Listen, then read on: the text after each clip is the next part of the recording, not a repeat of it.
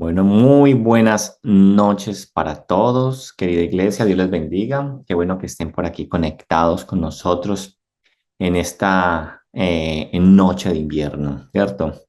Bueno, vamos entonces a estar estudiando en el día de hoy el Evangelio de Juan, como lo hemos estado haciendo muy juiciosamente, como estamos hablando por ahí, yo no me acuerdo con quién, ya llevamos 3 años de Evangelio de Juan, ¿cómo le parece? Y vamos en el capítulo 12.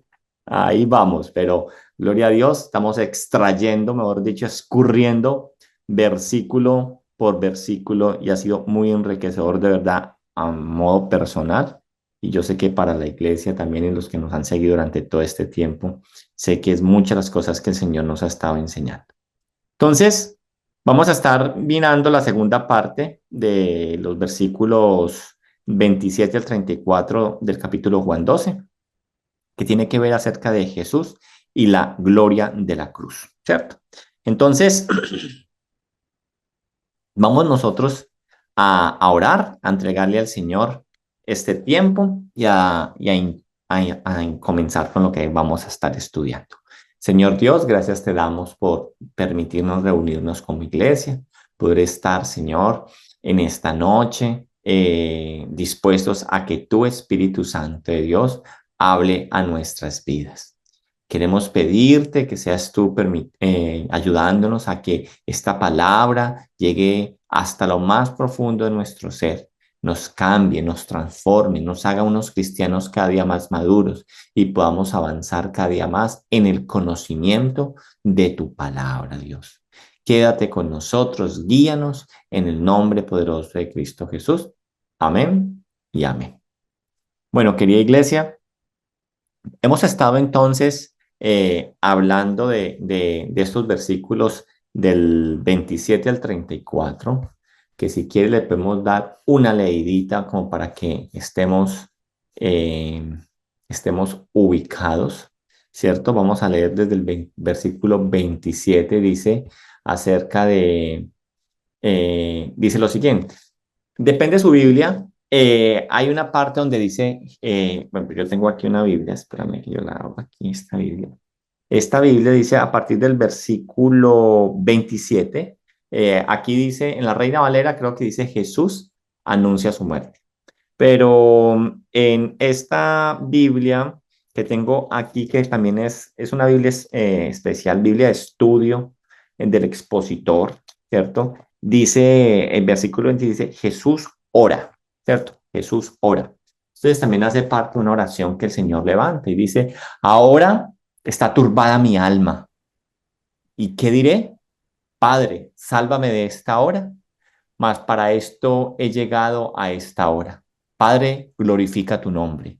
Entonces vino una voz del cielo, lo he glorificado y lo glorificaré otra vez. Y la multitud que estaba allí y había oído la voz, decía que había sido un trueno. Otros decían, un ángel me ha hablado. Un momento que está como fondo. Eh, Respondió Jesús, 29 otra vez, y la multitud que estaba allí habían oído la voz, decía que había sido un trueno, otros decían un ángel le ha hablado.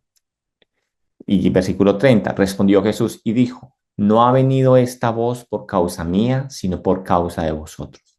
Ahora es el juicio de este mundo. Ahora el príncipe de este mundo será echado fuera. Y yo, si fuera levantado de la tierra, a todos atraería a mí mismo. Y decía esto dando a entender de qué muerte iba a morir.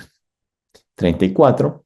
Le respondió la gente, nosotros hemos oído de la ley que el Cristo permanece para siempre. ¿Cómo pues dices tú que es necesario que el Hijo del Hombre sea levantado? ¿Quién es el Hijo del Hombre? Versículo 35. Ahí lo dejamos. Entonces, estamos hablando acerca de Jesús y esa gloria que él está viendo eh, al frente. Dijimos en nuestra última sesión que mucho de lo que estamos hablando acerca de estos versículos 27 al 34 es catalogado también como la teología de la cruz, ¿cierto? Hablábamos que todo esto se une desde el mismo versículo 23, cuando llegan unos griegos buscando a Jesús para una entrevista. Y entonces el Señor allí va a hablar que su hora ha llegado y nos va a mostrar que la salvación no solamente es para judíos, sino también para gentiles. Jesús entonces no solo señala el camino de su muerte, sino también ha mostrado en estos versículos, en este capítulo 12, que sus discípulos deben estar dispuestos a morir a sí mismos para que Él reine plenamente en sus vidas. Entonces, esta entrega de sus discípulos va a traer una recompensa del Padre. Ahora, al entrarnos en estos versículos 27 en adelante, que estuvimos hablando mucho en nuestra última sesión, Jesús revela la angustia, especialmente en el versículo 27, él expresa lo que él está sintiendo y dice que su alma está turbada. Él nos muestra esa angustia interna que está experimentando antes de su inminente muerte, porque sabemos que Él sabe qué va a pasar, porque Él es Dios, Él es omnisciente. Entonces, ¿qué nos dice? Jesús dice, mi alma está turbada. Y esta es una expresión de profunda agonía que lo vemos aquí en Juan, pero también lo decíamos que también lo podemos ver en los evangelios sinópticos cuando se refleja esa oración allí en el Getsemaní, ¿cierto? Aunque Jesús entonces es omnisciente y sabe que la cruz es la voluntad del Padre, no enfrenta su destino con indiferencia. Jesús enfrenta su destino con una obediencia ardiente, a pesar del horror que esto pueda pasar. Dijimos también que la cruz entonces representa el evento más trascendental de la historia, aunque físicamente sabemos que fue atroz. El mayor sufrimiento que estuvimos nosotros hablando que Jesús experimentó no fue un sufrimiento físico, sino ese sufrimiento espiritual. Ese sufrimiento espiritual que era llevar el pecado del mundo sobre él, cuando él es santo, santo, santo y sin pecado, ¿cierto? Otro sufrimiento espiritual que él tenía era que esto iba a conllevar a ser separado del Padre. Y decíamos como él cuando carga y está allí en el Gólgota dice, Dios mío, ¿por qué me has abandonado? Y también otro de sus sufrimientos espiritual que estuvimos hablando es cómo para él era tremendamente fuerte el recibir toda la ira divina y justa de Dios. Y eso lo veíamos en lo que nos dice Isaías en el capítulo 53. Pero a pesar de todo este sufrimiento, tanto físico como espiritual, Jesús acepta voluntariamente este destino y acepta obedecer la voluntad del Padre. Vimos también entonces en el versículo 28, aquí ya vamos a ir empalmando con lo que vamos a estar viendo en el día de hoy, en el versículo 28, que Dios mismo, después de esta oración y esta angustia que tiene Jesús, Dios mismo da testimonio desde el cielo. Cuando se escucha, dice que se escucha una voz del cielo y dice, lo he glorificado y lo glorificaré. Y cuando nosotros leíamos esto que se escuchaba allí, dijimos que esta verdad o esta voz resalta una verdad espiritual clave en la vida del creyente. ¿Y qué es esa verdad de la cual estuvimos hablando? Dijimos que sin el Espíritu Santo, el creyente no puede discernir la voz de Dios. Decíamos o concluíamos que a un llamado eminente al creyente a rendirse ante la presencia de Dios con la ayuda del Espíritu Santo para comprender entonces lo que Dios habla a cada uno de nosotros. ¿Sí? Entonces, esto es a grosso modo lo que estuvimos nosotros hablando en nuestra última sesión. Y yo les decía o terminaba como empatándoles con lo siguiente. Ya explicamos lo que significa la cruz, esa oración que Jesús levantó. Ahora me quiero centrar en el mensaje. En el mensaje, ese versículo 28, o en el mensaje de lo que quiere decir la voz que se escucha desde el cielo. Vamos a centrarnos en ese mensaje que viene y que Jesús dice en el versículo 29, perdón, el versículo 30, Jesús dice, no ha venido esta voz por causa mía, sino por causa de vosotros. Grábese ese versículo, ráyelo ahí, ¿cierto? Entonces, lo primero que tenemos que decir de esas palabras que se escucharon desde el cielo, el mensaje es sin duda un mensaje que es para la iglesia, porque como terminamos nuestra última sesión y lo acabé de recordar, es necesario tener el Espíritu Santo de Dios para que usted y yo podamos discernir la voz de Dios. Entonces, este es un mensaje que sin duda es para la iglesia, para los suyos, para aquellos que pueden entender la voz de Dios, para aquellos que no la confunden con un trueno o con una voz de un ángel, sino que entienden que es la voz de Dios. Este mensaje que es del cielo es para ti. Este mensaje que se viene del cielo es para mí, para los que nos antecedieron y para los que vendrán más adelante. Ahora, digo que es para la iglesia porque lo que nos queda claro es que los presentes allí no lo entienden, no entienden lo que el Padre dijo. Solo después que el Espíritu de Dios vino a los apóstoles y les recordó todo el ministerio del Señor Jesucristo, ellos pudieron entender estas palabras. Recordemos que con la venida del Espíritu Santo, ¿cierto? Comienza esa vida de iglesia. Entonces, así es que este mensaje es para la iglesia en sí, aquellos que tienen el Espíritu Santo. Entonces, el Señor dice en el versículo 28, nos dice, Padre, glorifica tu nombre, dice Jesús. Y cuando Jesús está diciendo esto, estamos entendiendo el contexto, ¿cierto? Estamos diciendo que queremos mirar qué significa el mensaje.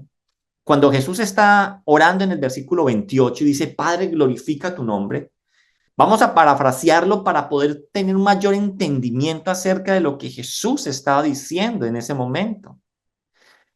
Cuando nosotros parafraseamos esto en todo el contexto que hemos venido estudiando el versículo 12, lo que Jesús está diciendo es tu nombre lo que importa, Padre.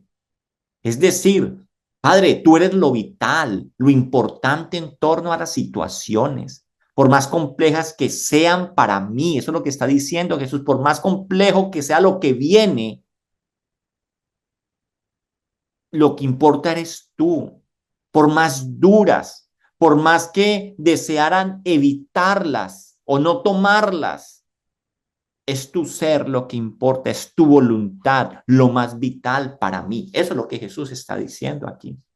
Jesús está expresando eso cuando dice, Padre, glorifica tu nombre. ¿Y sabe qué contesta entonces el Padre a esta oración? Él no contesta como muchos esperaríamos que contesten las oraciones en el deseo de nuestro corazón. Él no contesta, ok, hijo, te amo tanto que voy a tener en cuenta tu petición y voy a cambiar de voluntad. Mi voluntad, no. El Padre responde afirmativamente a lo que el Señor Jesucristo está expresando. Jesús dice, glorifica tu nombre. ¿Y qué dice? El Padre, lo he glorificado y lo glorificaré otra vez. El Padre dice, yo he glorificado mi nombre y lo glorificaré otra vez.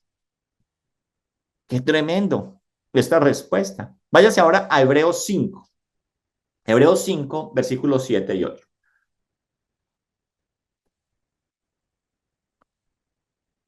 Hebreos 5, que me hizo Nico, que el que me muestra a mí todo. Ahí está. Que me muestra cuando llegan.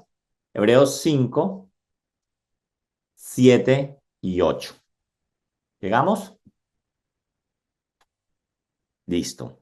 Entonces, nos dice a nosotros Hebreos 5, 7, 8, y Cristo en los días de su carne, nos dice aquí Hebreos, ofreciendo ruegos y súplicas. Cuando estamos hablando de eso, estamos hablando de este momento, y estamos hablando del momento donde Jesús está orando en el Getsemaní, dice que con gran clamor y lágrimas, ¿a quién? Al que le podía librar de la muerte. Dice, fue oído a causa de su temor reverente. Y aunque era hijo, dice, ojo, porque muchas veces cuando no nos escuchan nuestras oraciones o los deseos que nosotros queremos, decimos, no, es que, ¿cuál hijo? ¿Cierto? No, dice, aunque era hijo, de la misma esencia de la que nos habla a nosotros Juan 1, dice, por lo que padeció, aprendió la obediencia. ¿Sí?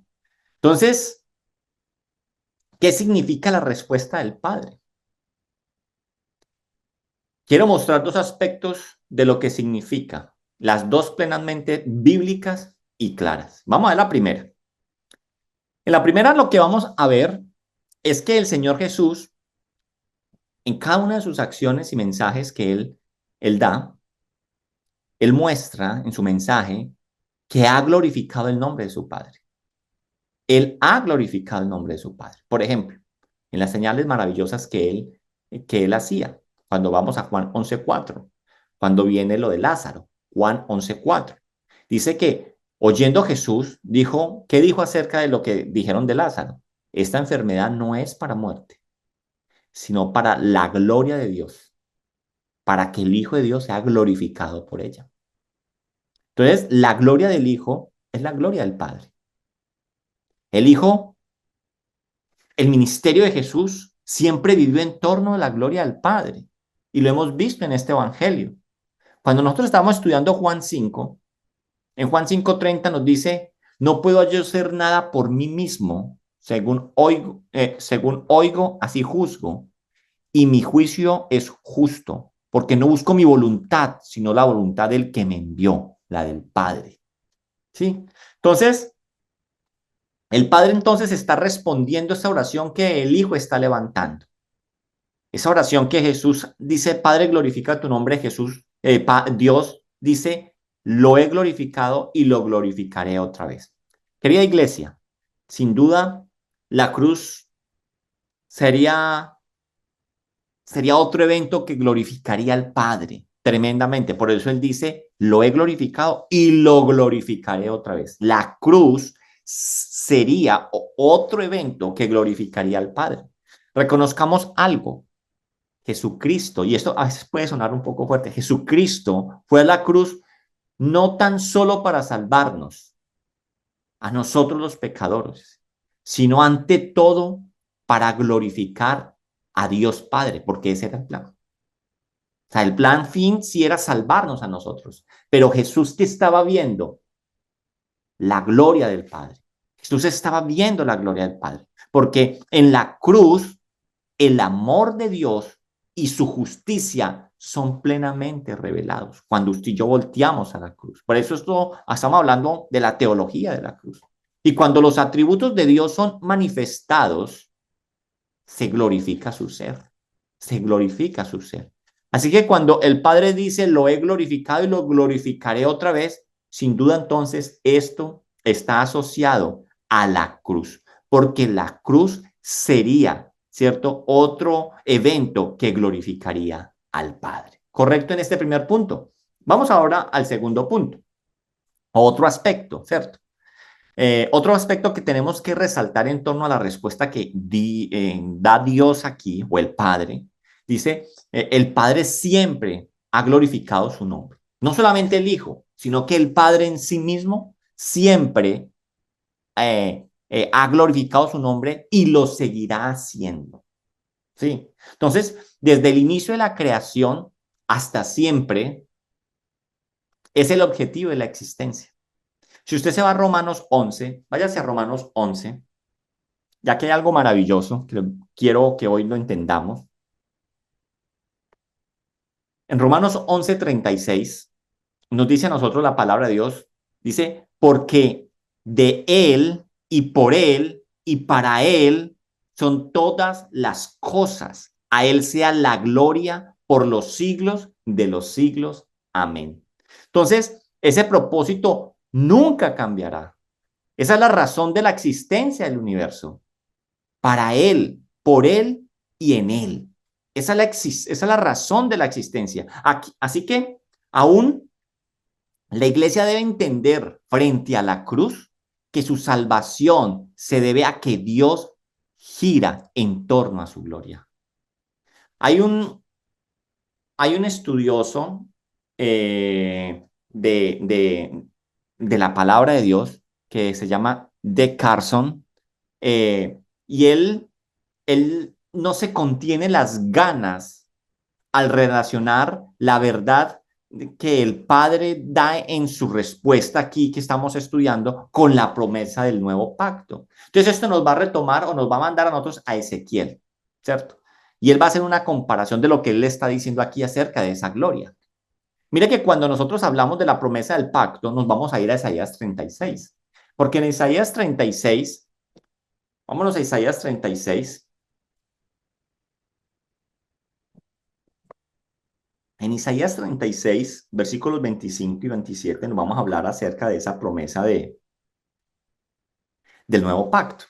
Dice así, ¿qué es la promesa del nuevo pacto? El Señor nos está diciendo, mire, en el momento donde esparciré sobre vosotros agua limpia, y seréis limpiados de todas vuestras inmundicias, y de todos vuestros ídolos os limpiaré. Os daré corazón nuevo y pondré espíritu nuevo dentro de vosotros, y quitaré de vuestra carne el corazón de piedra, y os daré un corazón de carne, y pondré dentro de vosotros mi espíritu, y haré que andéis en mis estatutos y guardéis mis preceptos y los pongas por obra. Esta es la promesa del nuevo pacto que está anunciando desde Ezequiel. Pero mire que esto está en 36, 25, 27.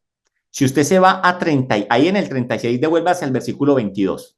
En el versículo 22, cuando antes de anunciar este nuevo pacto, dice la palabra de Dios, versículo 22, dice, por tanto, di a la casa de Israel, así ha dicho Jehová el Señor, no lo hago por vosotros. Mire lo que dice aquí el Señor, no lo hago por vosotros, oh casa de Israel, sino por causa de mi santo nombre, el cual profanasteis vosotros entre las naciones a donde habéis llegado. O sea que el Señor dice que este nuevo pacto viene, no lo hace por nosotros, no lo hace por la nación de Israel, no lo hace ¿por qué? Por su santo nombre, por su gloria. Y si usted se va aún después del anuncio del nuevo pacto, vayas al versículo 32. En el versículo 32 nos dice, no lo hago por vosotros, dice Jehová el Señor. Sabedlo bien, avergonzados y cubridos de confusión por vuestras iniquidades, casa Israel. Él lo hace que por su propia gloria. Sin duda entonces es un mensaje para la iglesia. Nunca nadie debe creer que Dios gira en pos del hombre. Y esto es lo que queremos nosotros y hemos tratado de anunciar en nuestra iglesia, ¿cierto? En llevar a que el evangelio no sea antropomórfico, no sea algo que gire en torno al hombre, sino que el evangelio o las buenas nuevas de las cuales aún también Faber nos ha estado predicando, gira en torno a la gloria de Dios. Nunca debemos creer que Dios gira en torno a nosotros. Él gira en torno a su propia gloria y es lo que nosotros vemos en el versículo 30 al final. Por eso, ¿qué dice el versículo 30 al final? Dice, no ha venido esta voz por causa mía, sino por causa de vosotros. O sea que el Señor está diciendo que lo que está diciendo ahí, ¿cierto? Lo he glorificado y lo glorificaré otra vez. Lo que el Señor está diciendo, lo que el Señor nos está diciendo es, mi gloria seguirá manifestándose ayer, hoy y para siempre. No es en torno al hombre. Así que hemos respondido a qué significó estas palabras en torno a la cruz. ¿Correcto hasta ahí? Me escriben cuál es la cita. Ok. La cita que estuve hablando ahorita era Ezequiel, ¿cierto? En Ezequiel hablé del capítulo 36 y vi el versículo 25-27 donde hablamos la promesa del nuevo pacto y luego hablamos del versículo 22 y luego estuvimos viendo el versículo 32. ¿Listo? Entonces, continuemos.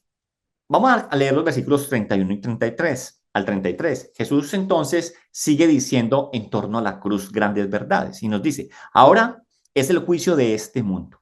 Ahora el príncipe de este mundo será echado fuera. Y yo, si fuera levantado de la tierra, a todos atraeré a mí mismo. Y decía esto dando a entender de qué muerte iba a morir. Aquí lo que vamos a ver entonces en estos versículos 31 en adelante, ¿cierto? Es que qué cambio de tono, ¿sí? Ya no es de turbación, sino que es un mensaje de esperanza. Si en lugar a duda las palabras del Padre no venían como consuelo al Hijo, diciendo, entiendo, tranquilo, todo va a pasar, voy a quitar esta copa, ¿cierto? No fueron unas palabras de aliento, sino que el mismo Jesús entendía, esto no viene por mí, porque yo sé cuál es el plan desde la eternidad y para la eternidad. Esto viene es para ustedes. Pero sin duda estas palabras que el Señor está diciendo en estos versículos que acabamos de leer, el versículo 30, eh, estas palabras sí fueron impulso para las palabras que Jesús va a pronunciar del versículo 31 en adelante. Ahora, nuestro Señor se centra no en lo terrible de la cruz, con lo que estuvimos viendo desde el versículo 27. Ahora el Señor Jesucristo nos va a revelar a nosotros lo que trae como fruto la cruz que Él va a tener. Y quiero entonces, teniendo en cuenta esto, que Jesús ya no se centra en lo terrible de la cruz, sino en su fruto, vamos a escribir tres grandes aspectos que trae la cruz como fruto. ¿Listo? El primer aspecto, dice en el principio de los versículos que estamos leyendo acá, versículo 31, dice, ahora es el juicio de este mundo. Ahora es el juicio de este mundo. Querida iglesia, el juicio de este mundo está relacionado con la cruz. La cruz se convierte en juicio porque muchos la desprecian. ¿Y qué desprecian? Desprecian la obra que da la única posibilidad de salvación. Tenemos que pasar por la cruz. Bien lo dice Pablo en el libro de Corintios, Primera de Corintios 1:18. Primera de Corintios 1:18. Dice, porque la palabra de la cruz es locura a los que se pierden, pero a los que se salvan, esto es a nosotros, es poder de Dios. Entonces, el juicio de este mundo está relacionado con la cruz. Una de las representaciones más antiguas que tiene que ver con los primeros cristianos es una representación, lo hemos hablado en otro momento, que se burlan de ellos, en el cual aparece un burro crucificado, ¿cierto? Mire lo fuerte que, cómo se burlaban de los primeros cristianos. Se burlaban de que solamente alguien, un burro, estaría ya crucificado y ese era el Salvador, ese era el Salvador. Familia, para los gentiles,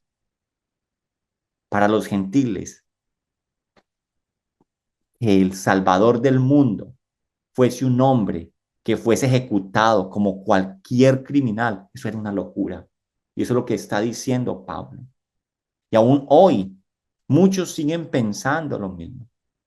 Entendamos, iglesia, las personas nacen amando este mundo, aman sus principios, sus destellos de gloria. Esa es la realidad de lo que es este mundo y no pueden entender entonces la necesidad de mirar hacia esa cruz. El apóstol Juan lo expresa de esta manera en Juan 3:19, ¿cierto? Y esta es la condenación, que la luz vino al mundo y los hombres amaron más las tinieblas que la luz porque sus obras eran malas. Vámonos al segundo aspecto que trae la cruz. Dice, ahora el príncipe de este mundo será echado fuera. Bien. La cruz fue el triunfo sobre Satanás. Eso no nos puede quedar a nosotros duda. La cruz fue el triunfo sobre Satanás. La cruz, de seguro a Satanás y a los demonios pareció un triunfo de ellos, pero no, fue el triunfo de nuestro Señor sobre Satanás, ¿cierto? Porque la cruz, Satanás y los demonios creyeron que estaban venciendo, porque habían guiado a los hombres a matar a aquel que era la luz del mundo. Juan 13:2. Juan 13:2 nos dice a nosotros lo siguiente. Y dice, y cuando cenaban, como el diablo ya había puesto en el corazón de Judas Iscariote, hijo de Simón, que le entregase. O sea, era un plan. Ver el diablo a Cristo crucificado era que él fuera a vencer.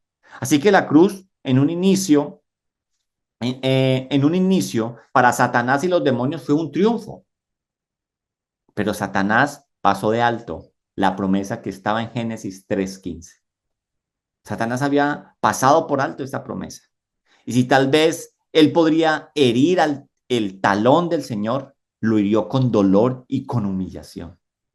Pero la humillación era la gloria del Señor, que eso es lo que estuvimos viendo arriba, que esa humillación era la gloria del Señor. Satanás había olvidado que dicho dolor sería el mismo pie que aplastaría su cabeza. Eso es lo que Satanás pasó por alto. Es un plan tan maravilloso, tan espléndido, que aún el apóstol Pedro nos dice que los mismos ángeles anhelaban mirar dicho desarrollo. Si usted se va a Primera de Pedro 1, del 10 al 12, Primera de Pedro 1, del 10 al 12, nos dice a nosotros lo siguiente. ¿Llegamos, Nico? Dice, los profetas que profetizaron de la gracia destinada a vosotros, inquirieron y diligentemente indagaron acerca de esta salvación, escudriñando qué persona y qué tiempo indicaba el Espíritu de Cristo que estaba en ellos, el cual anunciaba de antemano los sufrimientos de Cristo y las glorias que vendrían tras ellos. A estos se les reveló que no para sí mismos, sino para nosotros. Administraban las cosas que ahora os son anunciadas por lo que os han predicado el Evangelio por el Espíritu Santo enviado del cielo. Y mire lo que como finaliza. Cosas en las cuales anhelan mirar los ángeles. Entonces, es un plan tan maravilloso, es un plan tan maravilloso, tan espléndido que el apóstol nos está hablando que los mismos ángeles anhelaban mirar dicho desarrollo. Entonces, a través de la muerte es el triunfo. Y eso es lo que es ilógico para los judíos o los gentiles que no comprendieron, que creen que es locura. ¿Quién lo hubiese planeado? Que la muerte era el triunfo. También planeado estaba esto que hasta el diablo fue engañado, lo hicieron perder, estaba perdido con respecto al plan. ¿Quién lo hubiese planeado sino el Dios todopoderoso, el todo sapiente, el omnisciente Dios? Entonces, en Colosenses 2:13-15 nos dice a nosotros algo. Colosenses 2:13-15 dice, y a vosotros, estando muertos en pecados y en la incircuncisión de vuestra carne, os dio vida juntamente con él, perdonados todos los pecados, anulando el acta de los decretos que había contra nosotros, que nos era contraria, quitándola en medio y clavándola en la cruz y despojando a los principados y a las potestades, los exhibió públicamente, triunfando sobre ellos en la cruz. Así que déjeme que le diga algo, querida iglesia. Satanás es un enemigo derrotado, pero es un enemigo aún peligroso. Él ya está derrotado, pero aún es peligroso. Que aún el Pedro nos dice en su primera carta en el capítulo 5, versículo 8, nos dice, sed sobrios y velad, porque vuestro adversario el diablo, como león rugiente, anda alrededor buscando a quien devorar. Bien, tercero, y ese tercer punto tiene que ver con los suyos. Versículo 32.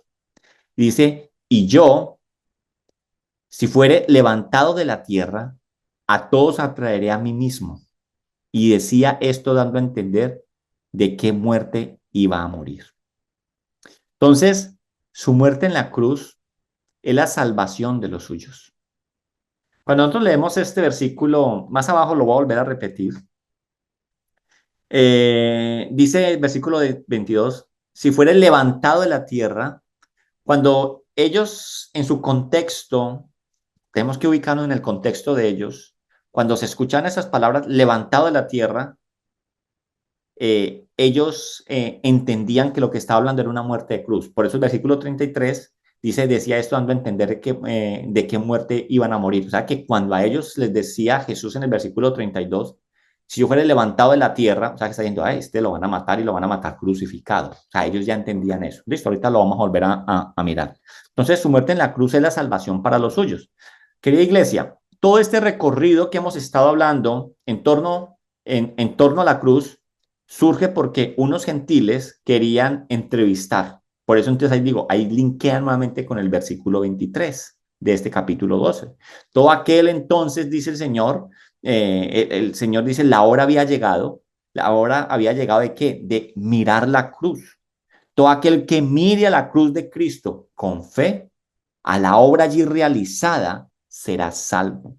Persona de toda lengua, de toda tribu, de toda nación, que mire a la cruz y crea en lo que allí se hizo, será salvo. Y una de las mejores simbologías que ya la vimos cuando estudiamos el capítulo 3, que este mismo evangelio lo trae, era como las personas, vámonos al Juan 3, por favor, vámonos a Juan 3, que esto es una simbología muy buena de lo que es la cruz. En Juan 3, 14, 15, Juan 3, 14, 15, dice, y como Moisés levantó la serpiente en el desierto, así es necesario que el Hijo del Hombre sea levantado. Mire que es el mismo versículo que estamos hablando acá, para que todo aquel que en él cree no se pierda, mas tenga vida eterna.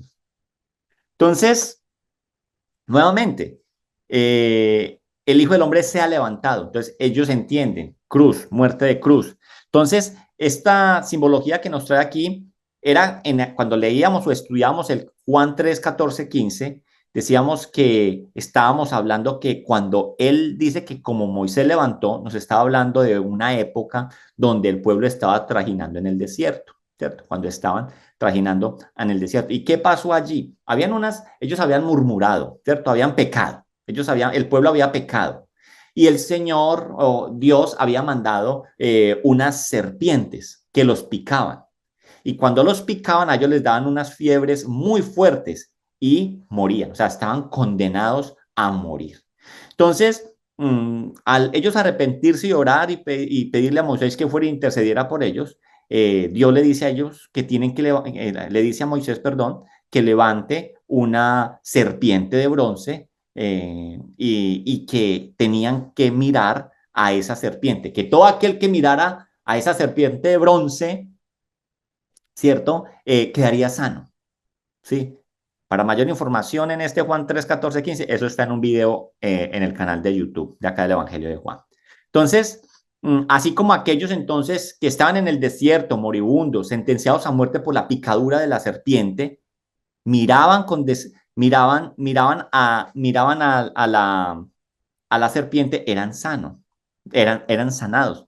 Así muchas veces lo que el Señor nos quiere hacer, esta simbología, es que aquellos que estamos moribundos y condenados a muerte, debemos mirar, ya no a la serpiente, sino mirar a Cristo en la obra que Él hizo en la cruz y seremos sanados.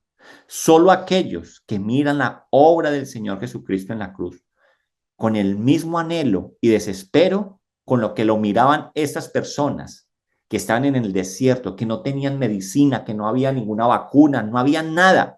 La única solución era mirar con fe a esa serpiente. Y no porque la serpiente hiciera el milagro, sino que era por la fe en la obediencia de hacer lo que Dios les había mandado. ¿Qué nos manda a nosotros Dios a hacer? Miremos a la cruz. Miremos a la obra en la cruz y con eso seremos nosotros salvos. Entonces, aquí finaliza este versículo 32 con algo maravilloso que el Señor Jesús dice. Y dice, a todos atraeré a mí mismo. Cuando nosotros estudiamos el Evangelio de Juan, Juan ya ha enseñado acerca de ese mismo verbo que está ahí, atraeré a mí mismo. Juan ya ha enseñado que nadie viene a él por medios propios, ya lo hemos dicho en otras ocasiones. No se tiene esa capacidad, el ser humano no tiene esa capacidad de nacer de nuevo, no tiene esa capacidad de buscar por sí solo a Dios. El Espíritu Santo hace un cambio, da vida y da un nuevo corazón y eso lleva a que el hombre busque de Dios. ¿Cierto? Entonces, no se tiene esa capacidad, pero nos ha enseñado que los que vienen a Él son porque el Padre los trae a través del proceso de dar vida, depositar el Espíritu Santo en ellos, empezar una obra regeneradora y que busquemos a Dios. Cuando veamos Juan 6:44, nos dice el versículo Juan 6:44, nos dice, ninguno puede venir a mí si el Padre que me envió no lo trajere.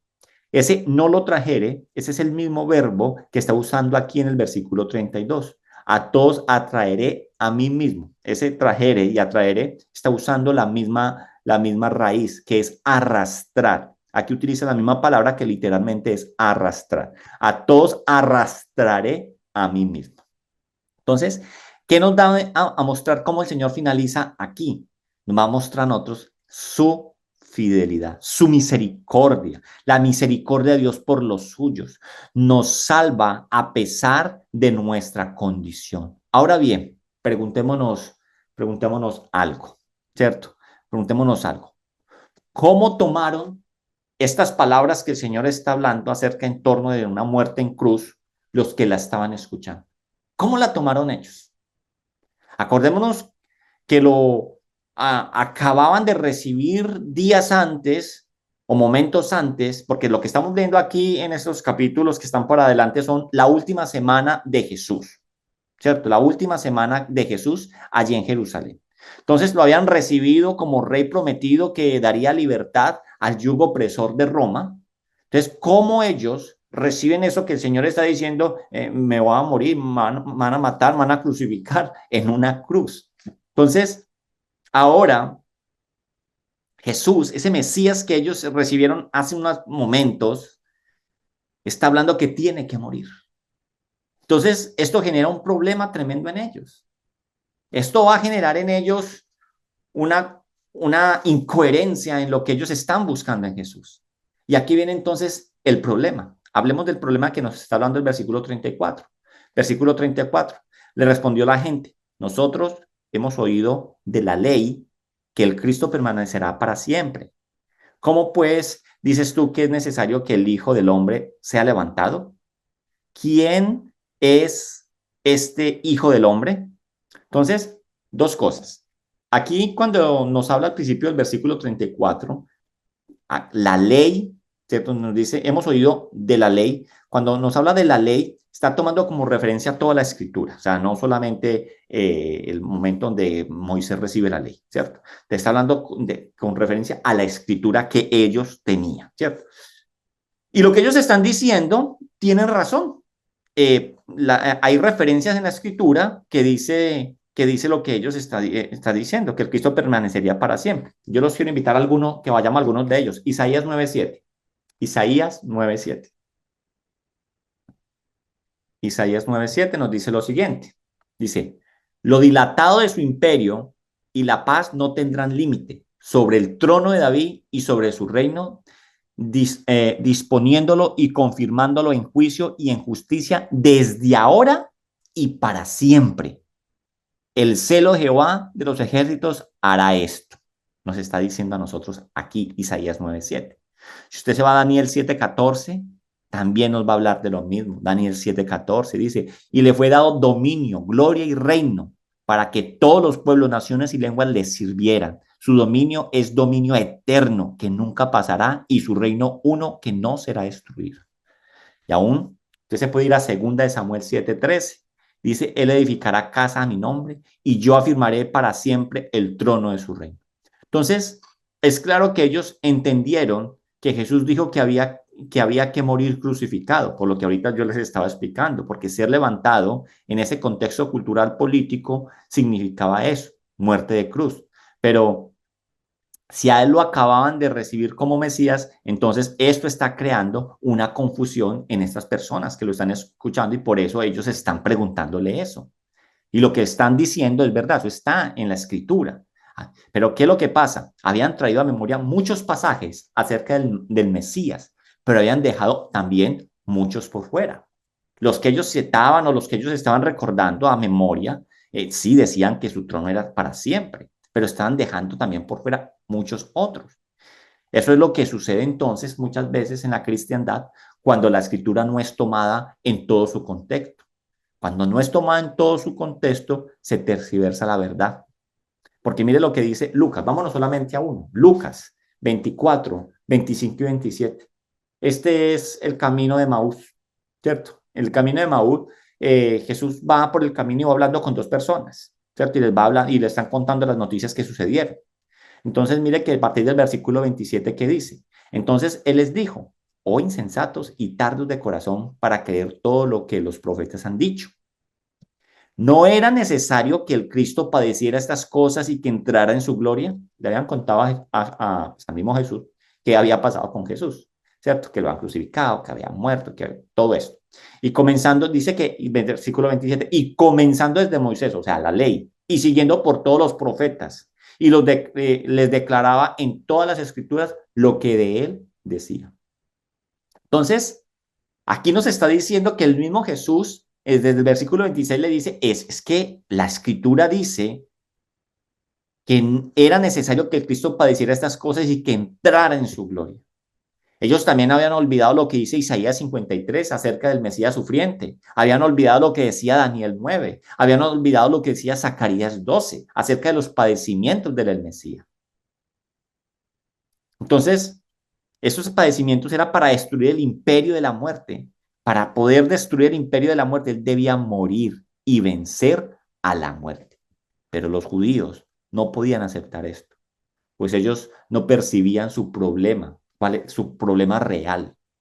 Ellos no percibían la necesidad de que alguien muriera por ellos, porque ellos no entendían cuál era su problema. Acuérdense que el problema para ellos era Roma, para ellos el problema era su entorno, no su propio ser. Y Jesús siempre apuntó a su ser, Jesús siempre apuntó el centro de su ser, su corazón. Por eso el apóstol Pablo dice que la cruz para los judíos, ¿qué es? Tropezadero. Eso dice Pablo, que es la cruz, un tropezadero, porque no conciben de que Jesús haya muerto, porque no entendieron las otras partes de lo que el Señor decía, de que era necesario que padeciera. ¿Correcto hasta ahí?